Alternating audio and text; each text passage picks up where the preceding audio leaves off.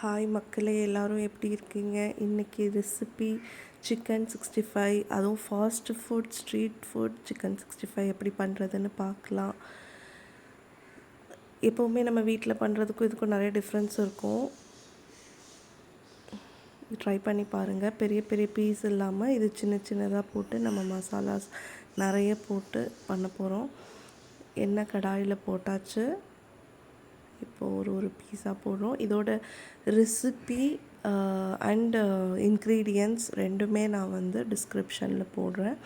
இன்றைக்கி வெறும் சிக்கன் 65 மட்டும் இல்லை, சிக்கன் ஃப்ரை மட்டும் இல்லை, ஆல்சோ நம்ம வந்து ஈரல் ஃப்ரை எப்படி பண்ணுறதுன்னு பார்க்கலாம். ஈரலில் வந்து மோஸ்ட்டாக நீங்கள் எல்லாருமே ஜஸ்ட்டு சமைச்சு தான் சாப்பிடுவீங்க. ஐ மீன் கிரேவி இல்லைன்னா பிரியாணி அந்த மாதிரி போட்டுருவீங்க. பட் அதை ஃப்ரை பண்ணி சாப்பிட்டு பாருங்கள். It will be very tasty. அவ்வளோ அருமையாக இருக்கும். ட்ரை பண்ணி பாருங்கள். ஸோ நம்ம சிக்கன் அண்ட் ஈரல் ரெண்டுமே கறி ஈரல் எல்லாத்தையும் ஒன்றாவே தான் நம்ம வாஷ் பண்ணிவிட்டு மசாலா போட்டு ரெடி பண்ணிடுறோம். அதை ஒரு 1 hour ஆர் 2 hour மேரினேட் பண்ணால் போதும். இப்போ பார்த்திங்கன்னா அதை திருப்பி போட்டாச்சு. சிக்கனை நல்லா ஃப்ரை ஆகிட்டுருக்குது.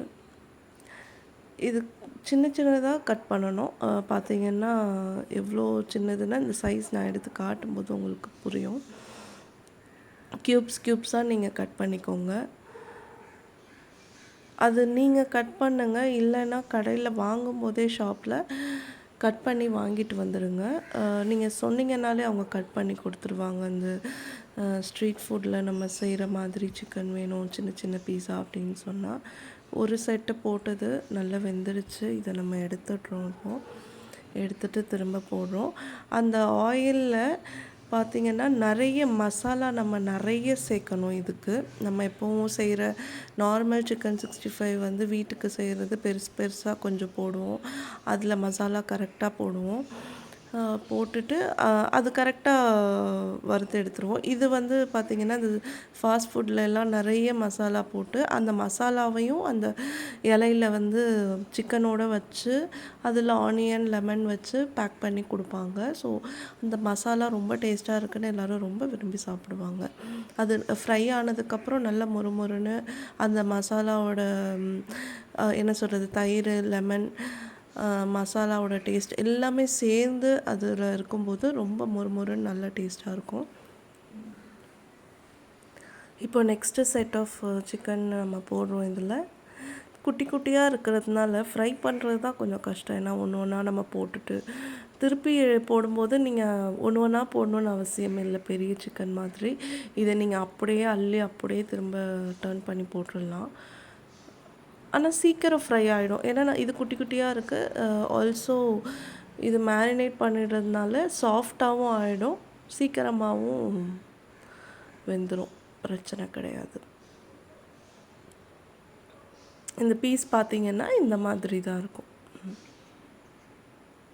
ஆயில் நான் எப்போவுமே நிறைய போட மாட்டேன். ஏன்னா சிக்கன் ஃப்ரை பண்ண ஆயிலை எப்போவுமே, இது வந்து ப்ராய்லர் சிக்கன் அப்படிங்கிறதுனால இந்த ஆயிலை எப்போவுமே நாங்கள் யூஸ் பண்ண மாட்டோம். ரீயூஸ் அதை தூக்கி கீழே தான் போடுவோம். ஸோ அதனால எப்போவுமே நான் கொஞ்சமாக தான் ஆயில் போட்டு ஃப்ரை பண்ணுவேன். அது ஃபுல்லாக டிப் ஆகுற மாதிரி தான் ஆயில், நம்ம கடையில் உள்ள மாதிரி முக்கால் சட்டிக்கு ஃபுல் பாத்திரத்தில் ஃபுல்லாக ஆயில் ஊற்றி ஃப்ரை பண்ணணுன்னு அவசியமே இல்லை. சிக்கன் இல்லை, எதுவுமே சரி, காலிஃப்ளவராக இருந்தாலும் சரி, மஷ்ரூமாக இருந்தாலும் சரி, எதாக இருந்தாலும் சரி, நீங்கள் ஜஸ்ட்டு கொஞ்சமாக ஆயில் போட்டு அது ஒரு ஹாஃப் ஆஃப் த சிக்கன் அந்த ஹாஃப் ஆஃப் த சிக்கன் அதில் டிப் ஆனாலே போதும். அது ஃப்ரை ஆகிடும் கண்டிப்பாக. அதுவும் நம்ம இதை வந்து நல்லா ஊற வச்சு தான் ஃப்ரை பண்ணுறோம் இல்லையா, கண்டிப்பாக வெந்துடும்.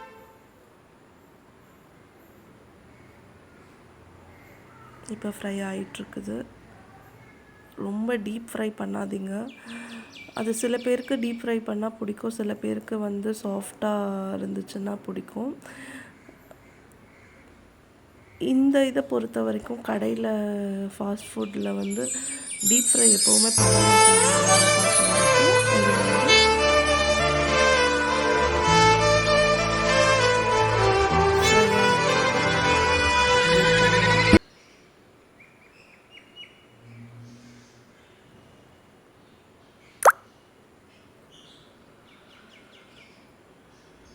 இது நீங்கள் வந்து மெயின் டிஷ்க்கு தான் வந்து சைட் டிஷ்ஷாக பண்ணணும்னு இல்லை. சைட் டிஷ் இல்லாமல் ஜஸ்ட்டு ஸ்நாக்ஸுக்கு கூட நீங்கள் ட்ரை பண்ணி பார்க்கலாம். அதுவும் இந்த ரெய்னி சீசனில் ரொம்ப நல்லாயிருக்கும். மழை பெய்யும்போது நீங்கள் இதை ஃப்ரை பண்ணி ஈவினிங்கில் சாப்பிட்லாம். இது கூட வந்து அந்த ஆனியன்ஸ் வச்சுக்கோங்க, நல்லாயிருக்கும். இதுக்கு சாஸு மயனைஸ்லாம் சாப்பிடாதீங்க, சும்மாவே சாப்பிட்லாம். பிரியாணிக்கும் சாப்பிட்லாம் நீங்கள். ஆல்சோ சாம்பார், ரசம், ரைஸ் செய்யும்போது இது ஃப்ரை பண்ணி சாப்பிட்லாம், நல்லாயிருக்கும்.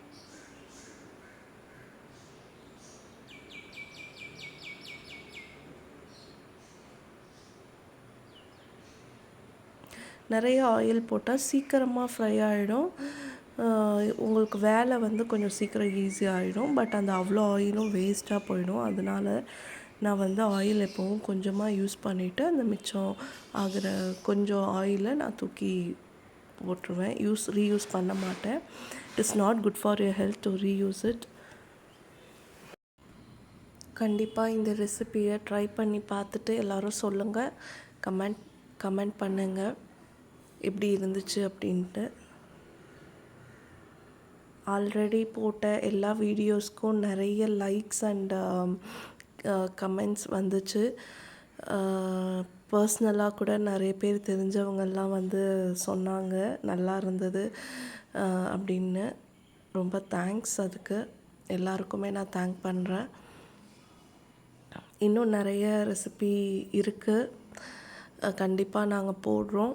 எல்லோரும் கண்டிப்பாக சப்போர்ட் பண்ணுங்கள், ஷேர் பண்ணுங்கள். நிறைய பேருக்கு யூஸ் ஆகும் ரெசிபி. நான் முக்கியமாக இந்த சேனல் வந்து ஓப்பன் பண்ணதுக்கு மெயின் ரீசனே என்னோடய ரெசிபிலாம் வந்து நான் செய்கிறது நல்லா இருக்குன்னு நிறைய பேர் கேட்பாங்க. நல்லா இருக்குது, எப்படி என்ன நீங்கள் மசாலா யூஸ் பண்ணுறீங்க, எவ்வளோ யூஸ் பண்ணுறீங்க, எப்படி பண்ணுறீங்க அப்படின்னு. அதனால தான் சரி இது ஒரு யூஸ்ஃபுல்லான ஒரு ஒர்க்காக இருக்கும் அப்படின்னு நான் நினச்சி தான் அந்த சேனல் ஓப்பன் பண்ணேன். ஏன்னா எல்லாருக்கும் எல்லாமே சொல்கிறத விட நம்ம இப்படி போட்டால் எல்லாருமே பார்த்து தெரிஞ்சுப்பாங்க இல்லையா, அதே அவங்களுமே ட்ரை பண்ணலாம். இப்போது ஈரல் வந்து நம்ம ஆல்ரெடி ஊற வச்சுருந்ததை நம்ம இப்போ ஃப்ரை பண்ண போடுறோம். ஈரல் போட்டோன்னா கண்டிப்பாக பக்கத்தில் நிற்கவே கூடாது, தூரமாக போயிடுங்க. டொப்பு டொப்புன்னு வெடிக்கும் பயங்கரமாக. கல்லீரல் சரி சாதா ஈரல் எல்லாமே வெடிக்கும். இது ஒன்று தான் இதில் ஃபால்ட்டே. அது பக்கத்தில் நின்று நம்ம சமைக்க முடியாது. ஸோ ஜஸ்ட்டு நீங்கள் கொஞ்சம் தூரமாக இருந்து போட்டுட்டு நகர்ந்து போயிடுங்க. நகர்ந்து போயிட்டு அதை சிம்மில் வச்சுருங்க, சின்ன அடுப்பில். அது நல்லா வேகட்டும். ஒரு 10 மினிட்ஸ் ஆகும் கண்டிப்பாக. நம்ம நார்மல் சிக்கன் ஃப்ரை ஆகிற டைமிங்கை விட ஈரல் ஃப்ரை ஆகிற டைமிங் வந்து ஜாஸ்தி தான். அதுவும் இல்லாமல் ஹையில் வைக்கவே கூடாது, அது வேகாது. ஜஸ்ட் மேலே மட்டும் கலர் மாறிடும். நகர்ந்து போய் நின்றுட்டு வெயிட் பண்ணுங்கள். இல்லை வேறு ஏதாவது இன்பிட்வீன் உங்களுக்கு ஒர்க் இருந்துச்சுன்னா நீங்கள் அதை பார்த்துட்ருக்கலாம். அந்த மசாலா மிச்சம் இருந்தது எல்லாத்தையுமே நான் அது மேலேயே போட்டுட்டேன். நல்லா ஃப்ரை ஆகிட்டுருக்குது. யூஸ்வலாக யாருமே ஈரல் ஃப்ரை பண்ணி சாப்பிட்டு நானும் பார்த்ததில்ல. பட் நாங்கள் எப்போவுமே வந்து ஈரலை ஃப்ரை பண்ணி தான் சாப்பிடுவோம். நார்மலாக சாப்பிட்டா அதில் ஸ்மெல் அடிக்குதுன்னு சொல்லுவாங்க. அதனால் நான் கிரேவியோ இல்லை பிரியாணிலேயோ போட மாட்டேன். இது நல்லா வெந்துருச்சு, பார்க்குறதுக்கே ரொம்ப நல்லா இருக்குது. ஆனால் ஃப்ரை பண்ண ஈரல் வந்து வேறு லெவலில் இருக்கும் டேஸ்ட்டு. கண்டிப்பாக நீங்கள் சாப்பிட்டு பார்க்கணும். ஸோ எல்லாமே எடுத்தாச்சு. மேலாப்பில் இருக்கிற மசாலா மட்டும் அதோடு எடுத்து போடுங்க. அடியில் எல்லாம் சுரண்டாமல் அப்படியே விட்டுருங்க. அது ரொம்ப அடி பிடிச்சது சாப்பிடக்கூடாது, உடம்புக்கு நல்லது கிடையாது. ஸோ இப்போ பார்த்தா நம்ம போட்ட ஆயிலை விட பாதி ஆயில் தான் வந்து எடுத்திருக்கோம் குக் பண்ணது. இப்போ ரெடி ஆகிடுச்சு சிக்கன் 65 ஸ்ட்ரீட் ஃபுட் ஃப்ரை. ஈரலும் ரெடி ஆகிடுச்சு. இது ஈரல். தேங்க்யூ.